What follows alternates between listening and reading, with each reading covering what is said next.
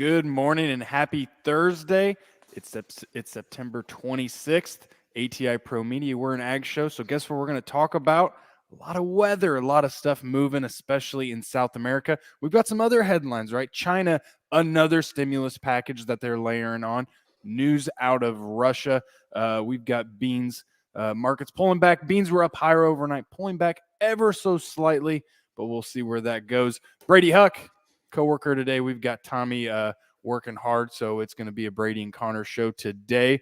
We got a lot of headlines, a lot of things to talk about, so let's jump right into it. Sounds good. Let's go talk about the current markets here and do go down to LaSalle Street.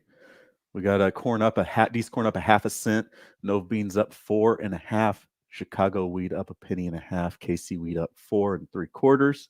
Over feeder cattle October selling off 237, live cattle down at $1.10, hogs are down 80 cents to $1.50. Crude oil down 260, 270. Nat gas down 2 cents. Dollar index a little lower here. Jumping over to Wall Street, the Nasdaq up 230 points, S&P up 40, and the Dow up 240. So markets are moving, things are happening. We got a lot to talk about here today, Connor. Let's jump right into it. Before I'll say wherever you want to talk about weather, we can do it. But first, let's get through some of these headlines, some of them outside markets. But first, we always love to pop up the flash sales because we love to see them. So we'll go ahead and do that. We've got a corn sale delivery to Mexico, 115,000 metric tons of corn for delivery to Mexico. By far and away the past 18, 24 months, they've been our top buyer on for U.S. corn. Right, they're as big that you could probably say they get the gold medal and the silver medal. But so good to see some corn buying.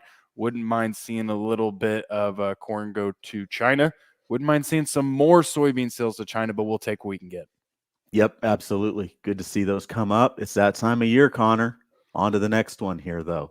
So we had big China news overnight, planning to inject some capital into the system. Helicopter money coming out, I guess. Big overnight.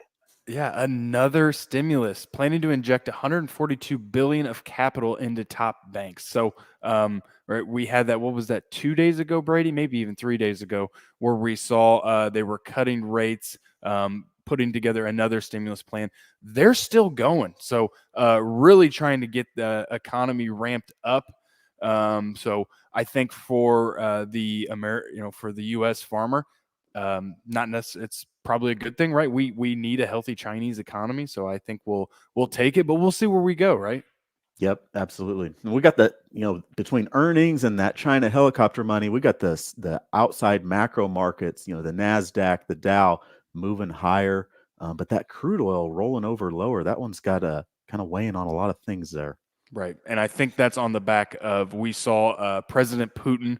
He laid out new revisions to their nuclear doctrine, really trying to say if he sees an escalation, he's kind of threatening that he's not going to be afraid to escalate even further if they see intervention or if they see anything from Western influences, I think was the term he saw. So more headlines out of there, very much picking up steam. I talked about a couple weeks ago when we talked about Russia-Ukraine, we were talking more weather than the actual Russia-Ukraine war. And so that's still on the forefront. Ukraine is still significantly dry, right? Definitely, especially for their corn crop, their wheat crop, but definitely some escalation in this Russia-Ukraine war, something to pay attention to. Absolutely, yeah. It seems like the Israel conflict over there has taken more of the limelight on the war and conflict front, but can't forget about the Russia-Ukraine stuff going on there as well. Not at all, not at all. So I don't know as far as what do we have to see for the market to get excited? I get that question a lot. I don't know about you, Brady. Is the market really paying attention to Russia-Ukraine headlines? And I would say, are they paying attention as much as they were a year and a half, 2 years ago? No, I would say probably not, but it's still one, right? If we see any type of escalation, it's going to be a big deal. Yep. Keep your eyes on that going forward. Absolutely. So, hey, I got one for you. It's definitely out of our wheelhouse, but it's interesting to see the biggest futures trade on record was notched, I believe, this morning in SOFR futures, which is a secured overnight financing rate. It tracks, right? It's a short term interest rate. It's going to track the U.S. monetary policy pretty closely. But we're talking about it because we saw a block trade 118, excuse me, 118,000 contracts traded. Was it? No, it was Wednesday. It was yesterday. So Okay. huge trade record. I felt like it was worth talking about. Definitely out of our wheelhouse when we're talking about the secured overnight financing rate, but interesting to see. You see a headline like that come across, and it just makes you scratch your head and wonder what's going on underneath the surface, what's happening, Exactly. and kind of just a yeah. You want to know more of the story, right? Is a guy unwinding positions? Is it is it a new position? Is someone betting that maybe we're not going to see as many rate cuts that we're initially predicting? So Mhm. interesting to see. Maybe it's a topic we'll bring up again. It's probably one our friend Tommy Grasaffi's got a lot of thoughts on. But so biggest futures trade on record. That's the takeaway for me. Yep, yep. A good headline. What do we got next, Connor? Where do we want to go from here? All right, I think it's time. Let's talk a little weather. Where do you Okay. want to start? So we've got the hurricane. It looks like it's going to make landfall. Was it Hurricane Helene? Helene, yes, Helene. correct. Yep. And so it's making landfall. But I think the real story, Brady, stop me if I'm wrong, is going to be looking at South America, don't you think? Seems like it's catching a lot of buzz and headlines out there, a lot of eyes looking at how dry it is, but isn't it a little early, Connor? I don't know. That's where my gut is. It's a little too early to get worried down there in South America. Yeah. But I don't know. Maybe that delayed planting, or I mean, I don't know. We got a planting map or something we can throw up there. I got I got Wherever. I got two charts for you. Okay. And here's the first one is because I want to when we're talking precipitation in Mato Grosso, right, their biggest soybean corn producing region in Brazil. And if you look at the bottom there, there's that red line. It's safe to say I don't know if it could get any drier for the month of September in the Mato Grosso region of Brazil and Brazil as a whole. They are significantly dry. That's why we're seeing this risk premium added to the market, right? We got to respect it. They are very, very dry. Even dry last year, it was the same story where we had delayed planting because of dryness. They significantly drier, right? We got 23, 24 is that blue line. And Okay. so we've got to respect it. But here's the next chart I want to look at. And the story that me, you, and Tommy have been talking about a lot is that we're early to the ball game. Majority of their soybeans historically, I think it's something like 80% are going to be planted in October. And so red line is where soybean planting is right now. And so 0.2%, right? Basically, no soybeans being planted versus 5-year average is around 0.8%. So we're early to the game. What sticks out to me on this chart, Brady, is gold line is going to be last year's soybean planting. It ramps up very, very quickly if we Yeah. see that moisture and if we see that ideal time frame in October. Yep, early, if, a lot of ifs there, right? But could be a real deal if it continues and stays dry, and we inch along and are slow to get those beans going and in the ground. But you combine that story with the China stimulus package and all the outside pieces, got a little premium coming into these markets, and maybe present some opportunities for farmers to go out and get some stuff done on both beans and corn. Yeah, I think if we're paying respect to seasonals, usually when we talk seasonality in the corn soybean market, we're looking at when the U.S. is planting May, June, July. I'm a firm believer is we need to respect the seasonals of when South America, Brazil is planting their crop too. So I'm going to put you on the spot here because we probably don't have any charts ready. But if we went back and just looked at some Nov 24 soybean chart, getting putting hedges in place around this time frame, right, makes a lot of sense. And so it's the same thing. Oh, go ahead. Ask and you shall receive, Connor. I'm going to load No, these are you that babies up. way? I think so. I think we can get it in here. All right, let's look at this. We got a Nov 24 bean chart here, Connor. This is what we're Yeah. looking at. So this And goes so back. That's November of last year. Looking at Nov 24, we were up at the $12, $13 range in that area. Been a steady downtrend. That's an ugly chart to look at, Connor, but a nice bounce here that we've seen recently. Right, right. And to me, it's one that needs to be actionable, right? I'm talking 23 and looking at the 24 price. But still, even for this year, right? If we have soybeans that are being cut in the next few weeks, right? Let's make sure we're looking at this. We know they have to move. We know we have to make a decision on them. I think we should be taking advantage of it. Yeah, yeah. So, I think but person's got to ask when a market rallies like this that we've seen, 950 mark up to 1050 mark, putting $1 on this market. Rough math there, but is that just getting you bulled up and euphoric, or is it something that you're actually taking actions on and doing something about? I right. don't know. And that's There's and that's a good statement about getting bulled up, right? Odds are you're already bullish, right? If we're behind on sales, and I know we're almost 90 to 100% bullish on the 25 crop, right? That's what our position is, and so let's make sure we respect that. We can be bullish, but let's be safe bullish. And so I think Yeah, that's my takeaway. That's when I look at this market rally, it's something to be taken advantage of. I think so. I like it. Yep. Where do we go from here, Connor? Yeah, with that, we talked about the hurricane's going to touch down. It doesn't. Correct me if I'm wrong, Brady, but I don't see a whole lot of it. It seems it's going to be eastern Corn Belt. Maybe is really where they're going to see the rains. I maybe a little bit in Illinois. I know we've got some. We've got a couple rains in the forecast to where kind of slowing down soybean cutting in my area.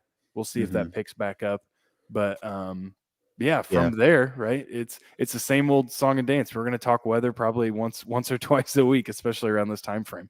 Yep. Yep. Well, I think about that Hurricane Helene. I think about some cotton acres down in the south and Good being point. pretty detrimental to that. So not good on that front. But that's what I think about there. Yeah. Yeah. So, Um, um, Cattle market, real quick. I can jump into some of that before we jump to over to comments if you want. But we saw the cutout down yesterday. Unfortunately, dropped off $3.72 yesterday. The choice cutout fell below $300 mark. It's not ideal, not good to see. Um, we've seen week to week declines in the cutout now for 13 straight days, Connor. So that cutout continues to bleed lower. Seasonally, we tend to see it go lower this time of year. That kind of weighing on the market here today. It's the lowest cutout level we've seen since May 10th. But how yeah, much? The weakness in cattle just for today is part of this attributed to this East Coast port strike. You think? yeah, probably so. Yeah, probably some of that as well. Good, Yeah. good comment, Connor. So Yeah, we'll see that. Well, I think with that, I want to go ahead and answer some questions. Let's pop them up. yeah. Let's Farmer jump Brett, in. uh, hard red Hard. winter wheat is what we mainly grow here. You're Yep. in. Correct me if I'm wrong. Farmer Brett's in Kansas, right? I think he's just north of me up there. Yeah, up north of Dodge City, a little bit north central, northwest Kansas, I believe. But yep, Yeah. basis on our weight in the elevator is minus 72. This is northwestern Kansas kind of basis. Doesn't those other areas have?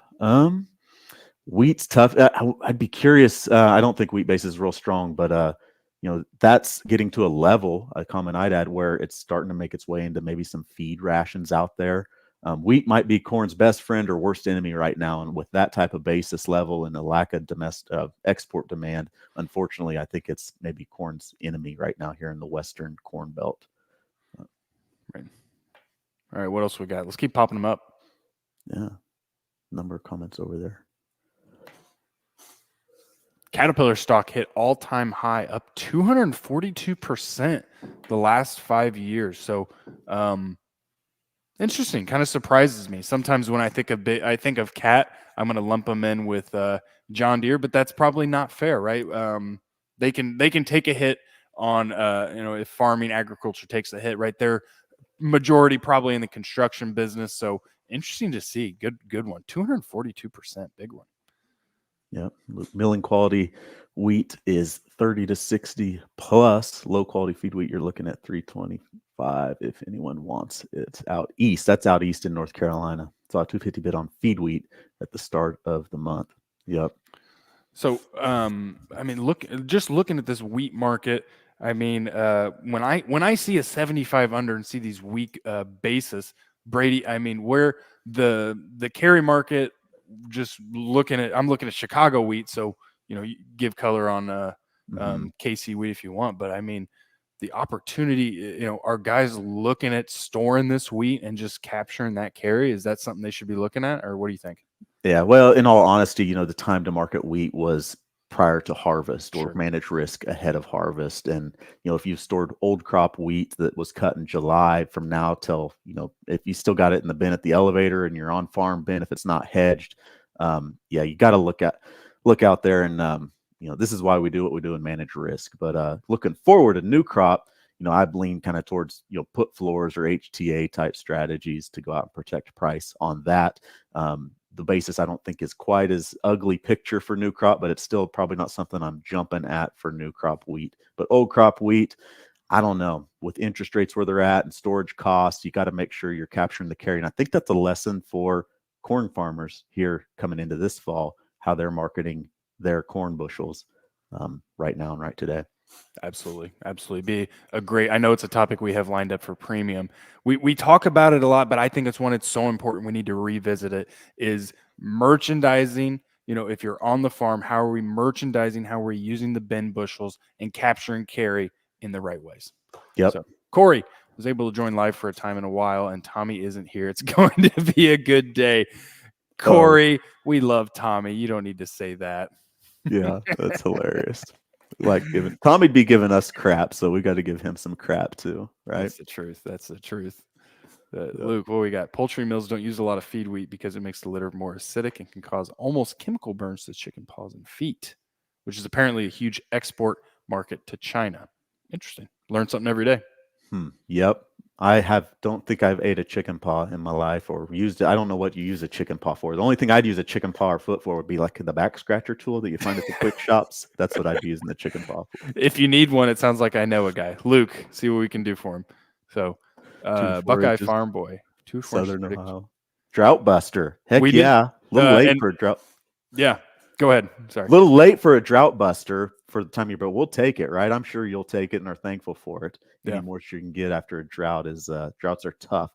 Tough floods and droughts. It's tough being an American farmer and rancher. You got to deal with the elements, and it's just tough.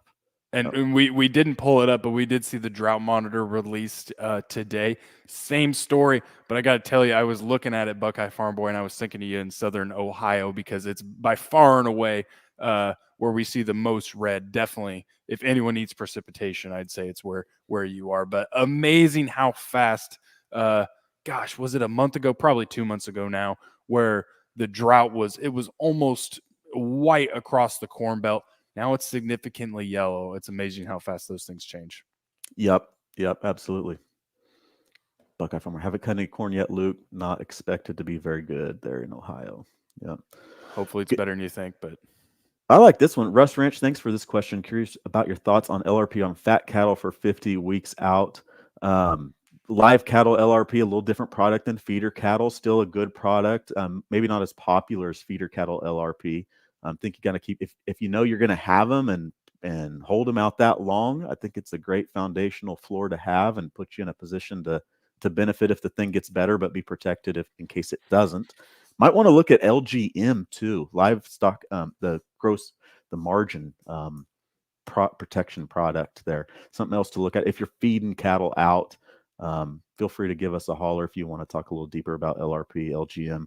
And we'll be talking about PRF a little bit more going forward, pasture range and forage protection too. So give us a call, shoot us a message. Yeah. Oh, here we go. Corn running 240 to 280 in Southeast Iowa. Good to hear, Russ. I hope you farm in Southeast Iowa and you're on that 280 range. So that'd be a good one. We talked about basis. If anyone, feel free anytime live, shoot us a message. What are yields like in look like in your area? Are they worse than you thought, better than you thought? Shoot us an email. We love hearing all the different yield numbers come in across the Corn Belt and across the different states. We get over 120 bushel per acre corn. It's a good year. No wonder farm ground is so expensive up there. Absolutely. Yep. I feel you, Farmer Brett. So, okay, with that, I think we got all the questions. Good show, right? We've got markets moving. Brady, any closing thoughts while I look for the close button?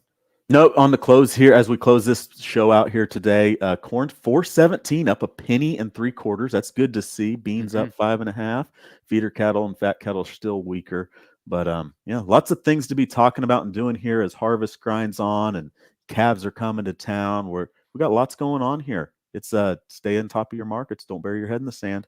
It's a busy time of year for everyone, right? For us in our job, it's really going to be how do we help the farmer with the store sell decision, right? That's going to be our decision. How are we managing this old crop? Because it's going to become old crop hopefully in about 30, 60 days. And so with that, good price action. We'll hope it continues, and we'll see everyone tomorrow. Yeah, got a big report Monday, Connor. USDA on Monday coming out. Those are two big reports. So smile and dial, and let's get to work. All right. Have a good one. See you.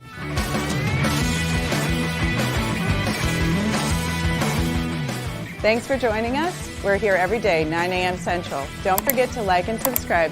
We'll see you next time.